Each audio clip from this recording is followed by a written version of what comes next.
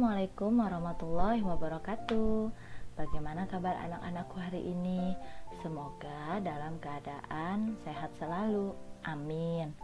Dan jangan lupa jaga kesehatan ya.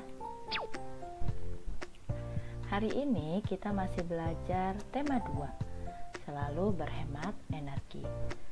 Tepatnya hari ini kita belajar subtema 3 ya, energi alternatif.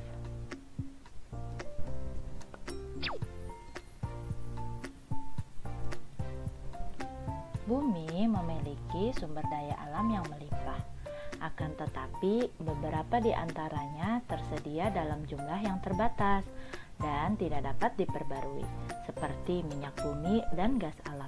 Oleh karena itu, diperlukan sumber energi alternatif. Apa sih energi alternatif itu? Energi alternatif adalah energi yang berasal dari alam. Energi alternatif juga ramah lingkungan. Sumber energi alternatif yang ada di alam jumlahnya tak terbatas atau memiliki jangka waktu habis yang lama.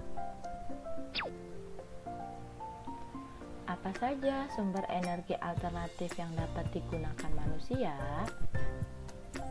Ada yang tahu?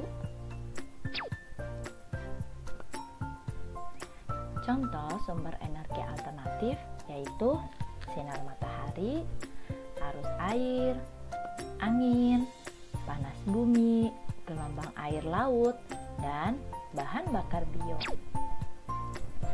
Kita simak baik-baik yuk penjelasan berikut. Yang pertama, sinar matahari. Sinar matahari merupakan sumber energi terbesar di bumi. Matahari memiliki manfaat diantaranya membuat garam, proses fotosintesis, menjemur ikan, dan masih banyak lagi. Energi alternatif matahari dimanfaatkan sebagai pengganti energi minyak bumi dan gas alam. Energi matahari digunakan untuk pembangkit listrik tenaga surya atau disebut PLTS. PLTS ini menggunakan panel-panel surya. Energi alternatif selanjutnya yaitu arus air.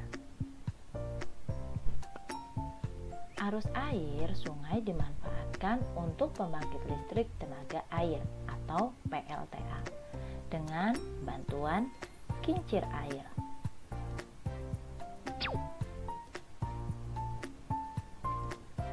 Selanjutnya, energi alternatif angin.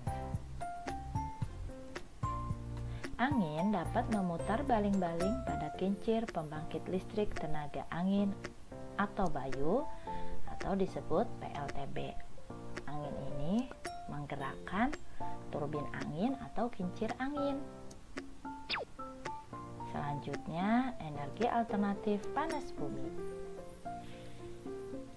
Energi panas bumi atau disebut energi geotermal merupakan energi yang berasal dari panas yang disimpan di bawah permukaan bumi. Energi panas bumi ini dimanfaatkan untuk pembangkit listrik tenaga panas bumi. Selanjutnya, energi gelombang air laut. Gelombang air laut saat memecah di pantai menghasilkan energi. Nah, gelombang air laut ini dimanfaatkan untuk pembangkit listrik. Selanjutnya, bahan bakar bio. Bahan bakar bio ini merupakan bahan bakar yang berasal dari makhluk hidup, seperti hewan ataupun tumbuhan. Bahan bakar bio ini dibedakan menjadi 3, yaitu biodiesel, bioetanol, dan biogas. Kita jelasin satu-satu ya. Yang pertama, biodiesel. Biodiesel ini berasal dari tumbuhan berbiji yang mengandung minyak. Contohnya seperti bunga matahari, jarak, kelapa, sawit, kacang tanah, dan kedelai. Nah, biodiesel ini bisa digunakan untuk menggantikan solar loh. Yang kedua, bioetanol. Bioetanol ini berasal dari singkong, ubi jalar, kentang, jagung, dan sagu. Bioetanol bisa digunakan untuk menggantikan bensin atau premium. Yang terakhir, biogas. Biogas ini berasal dari kotoran hewan ternak seperti sapi, kerbau, ataupun kambing. Dengan cara kotorannya dimasukkan dalam tabung atau ditampung. Nah, biogas ini dapat dimanfaatkan untuk bahan bakar kompor gas dan kendaraan bermotor. Berikut contoh energi alternatif ramah lingkungan dari kotoran hewan ya. Yang pertama, kotoran ternaknya ditampung. Kemudian pembusukan kotorannya menghasilkan gas metana. Nah, gas metana ini digunakan untuk pembakaran. Uap panas dari pembakaran digunakan untuk memutar turbin generator listrik. Kemudian energi listrik dihasilkan dan dapat digunakan.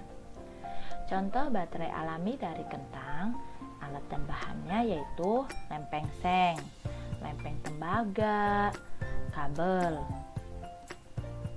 terus penjepit buaya, dan lampu LED.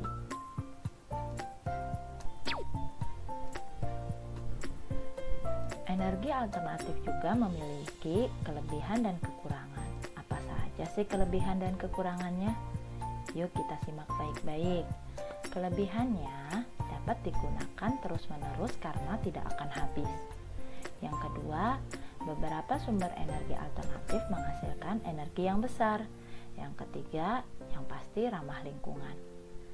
Kekurangannya dibutuhkan biaya besar untuk membangun sarana pemanfaatan energi alternatif, misalnya pembuatan PLTA. Terus, jumlah energi alternatif itu dipengaruhi oleh musim. Misalnya, jumlah air yang meningkat saat musim hujan, tetapi berkurang saat musim kemarau.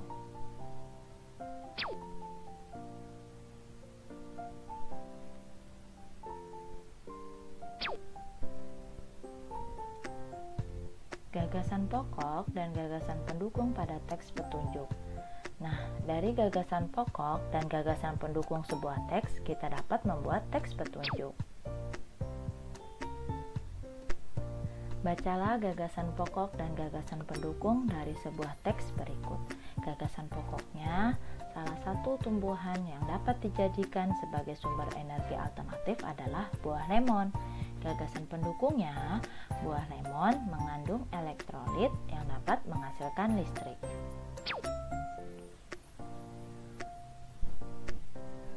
Dari gagasan pokok dan gagasan pendukung tersebut, kita dapat membuat teks petunjuk cara menghasilkan listrik dari buah lemon. Berikut teks petunjuk cara menghasilkan listrik dari buah lemon. Siapkan 3 buah lemon, sebuah bola lampu berwarna, 3 lempeng seng, 3 lempeng tembaga, dan 4 buah penjepit buaya. Berikut contohnya ya.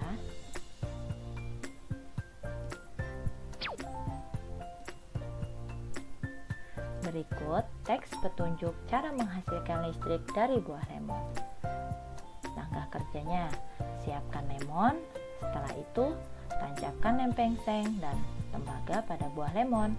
Kemudian, hubungkan tiap lempeng dengan menggunakan penjepit buaya. Yang ketiga, nyalakan lampu dengan menghubungkan 2 penjepit buaya terakhir pada bola lampu.